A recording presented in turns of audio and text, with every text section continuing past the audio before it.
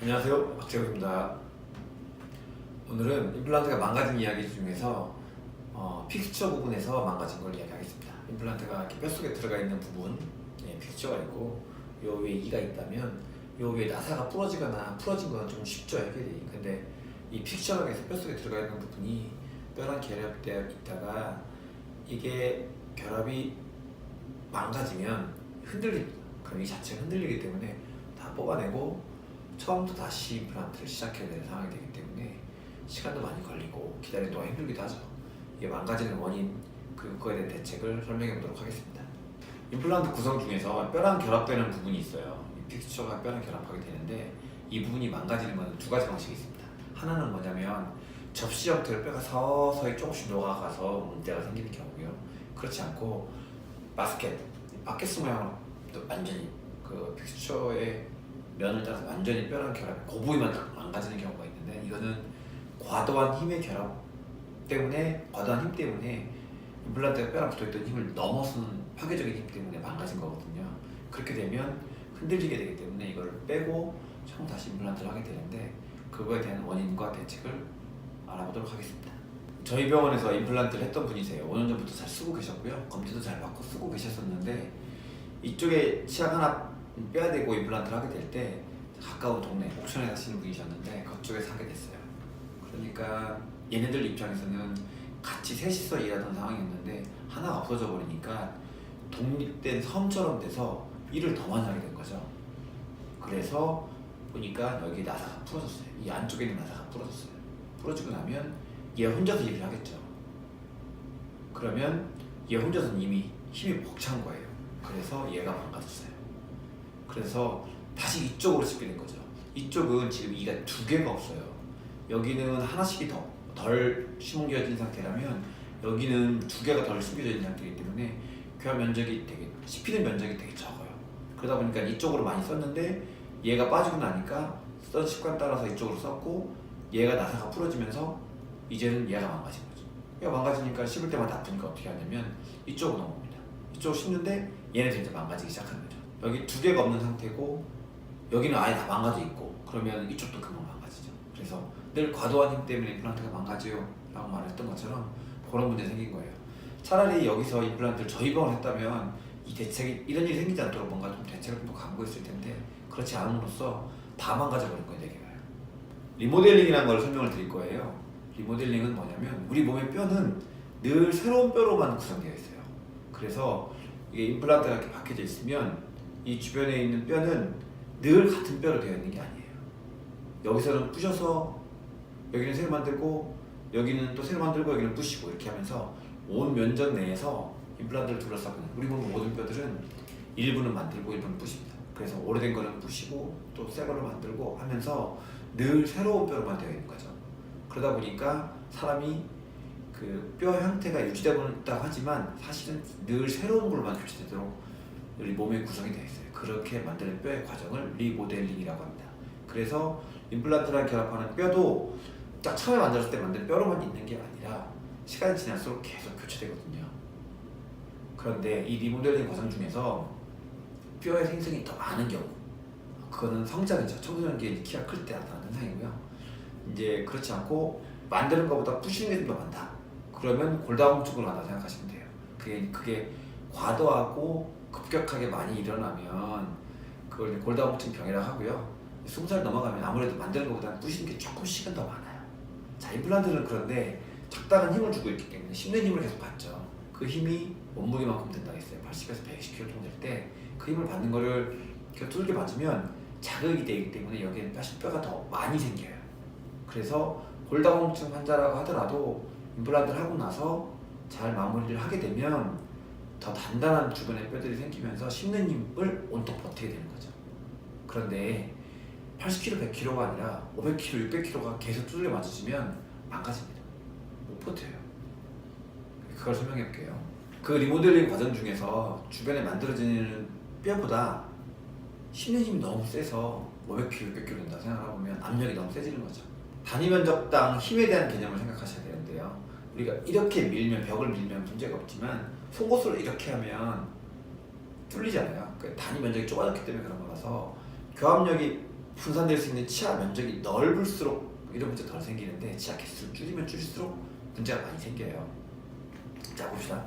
임플란트가 이렇게 있는데 얘는 뼈를 생성하고 부시고 하는 것을 계속 하고 있는데 100kg까지는 버텼는데 200kg, 300kg 된 게 계속 뚫려 맞으면 만드는 건 10개인데 부시는 게 20개, 30개가 되면 어느 순간이 되면 이 힘을 못 받는 순간이 돼요. 못 견디는 상황이 생기면 그러면 아프다고 느껴요.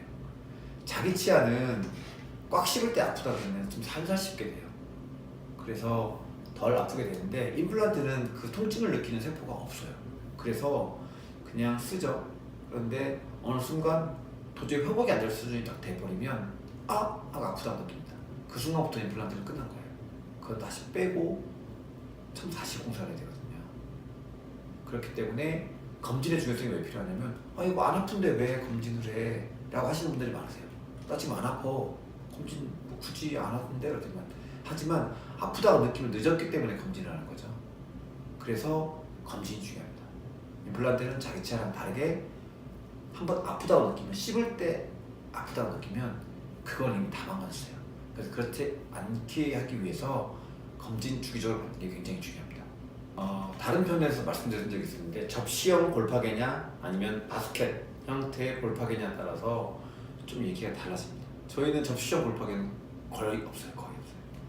그런데 이 바스켓형으로 완전히 픽처를 따라서 뼈 쫙 녹는 요 부위만 딱 녹는 이 바스켓형 골수가 좀 많았었어요. 그래서 고민을 해보면 원인을 찾아보면 일단은 단위 면적을 너무 줄인 거죠. 체형 방치를 줄이고 또 줄이거나 했던 문제에서 많이 생겼고요.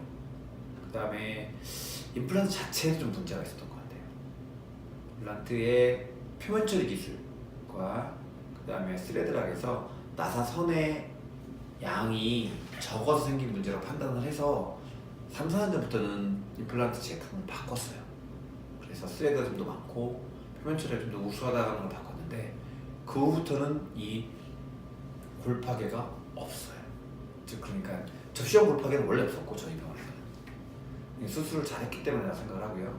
그 다음에 바스켓형으로 픽처를 따라서 뼈가 다 녹았던 것들은 종종 있어요. 한 달에 한 번 정도, 두 달에 한 번 정도 발생해서 늘 이것도 문제였단 말이에요. 처음에는 그 양이 많지 않아서 크게 걱정은 안 했지만 이게 30년을 보장하는 치과 입장에서 한 달에 한 개가 되고 또 5년 뒤에는 한 달에 2개가 되고 이렇게 되면은 굉장히 큰 문제가 돼서 고민을 많이 한 끝에 제품을 바꿨고요. 그 후로는 이런 일이 한 번도 없었어요. 그러니까는 다행이죠.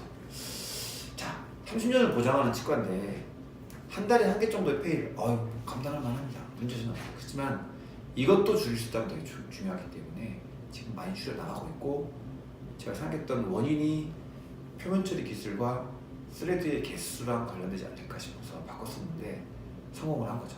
그래서 지금은 골파개에 대한 문제가 나오는 거 보면 이전 제품들만 있는 거예요. 지금 건 아예 없어요. 그래서 많지는 않지만 잘 해결하고 있습니다.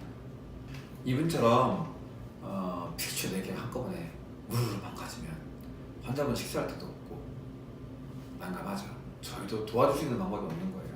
또 환자분은 그 중에 한 개를 또 가까운 데서 했으니까 미안해서 안 오시다가 양쪽 다 망가져서 오셨죠. 그래서 저희가 이건 AS 기간이 돼 있기 때문에 해결해 드릴 정도로는 하고 있어요. 자, 그러면 이런 문제가 아예 안 생기면 더 좋을 거 아니에요. 방법은 아까 말한 것처럼 단위 면적을 넓히는 거죠. 그래서 개수를 원래대로 심거나 혹은 골격이 너무 좋은 사람은 사랑니 쪽까지 하나를 더 심는 경우도 있기는 해요.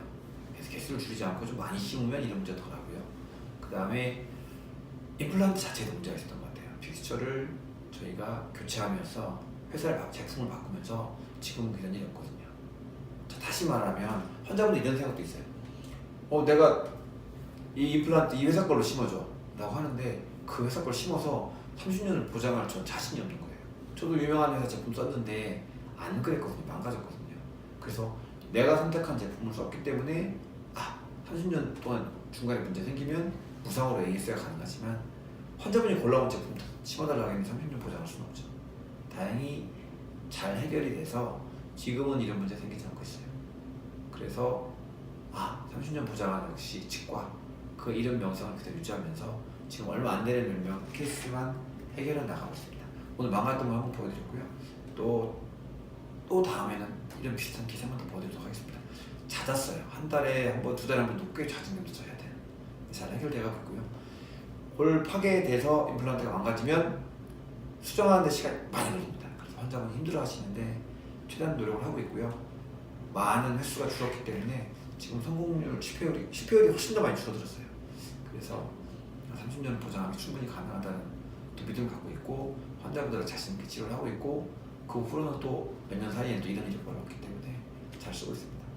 잘 이해해 주셨으면 좋겠습니다. 감사합니다. 박재욱이었습니다.